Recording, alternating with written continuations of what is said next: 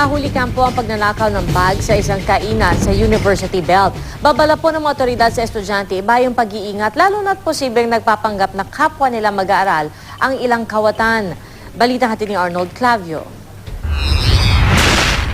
Sa kainan na ito sa University Belt, hindi lahat ng pakay ay mabusog dahil ang ibang estudyante, ang pakay, pagnanakaw. Sa kuha ng CCTV, makikitang ilalagay ng biktima ang kanyang bag sa kanyang tabi bago kumain. Bago po ng biktima, isang estudyanteng naka-backpack ang papasok at lalabas.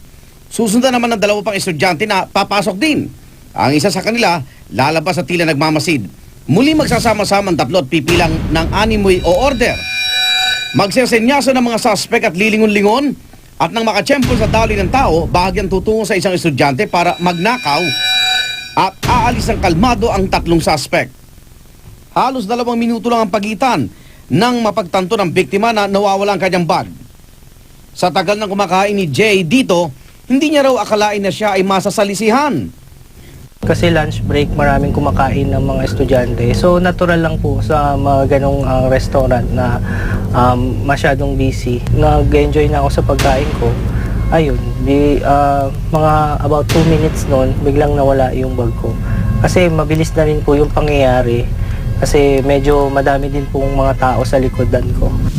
Sa pagnanakaw ng kanyang bag, parang ninakawan na rin umano siya ng kinabukasan, lalo pat kasi simula pa lang ng pasukan. Yung iPad ko, so mahati kami ng relatives ko noon. Saka nagkakahalaga ng malaki. Saka bago lang din po yung mga books ko na nakalagay doon. Saka may mga valuable things din ako na nakalagay. Bagamat malabo nang maibalik ang gamit ni Jay, nais siya umanong magsilbi itong babala sa iba pang estudyante. Hindi ko na po kailangan na makuha yung mga gamit ko. Gusto ko lang mangyari is makita lang kung sino yung gumawa.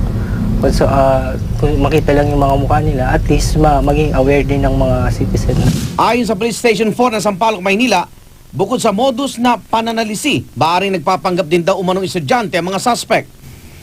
Mga bystanders or yung mga out of school youth na pumapasok sa mga schools na hindi naman talagang totoong estudyante at nagtsetsempo lang kung sino yung mga bibiktimahin nilang mga estudyante.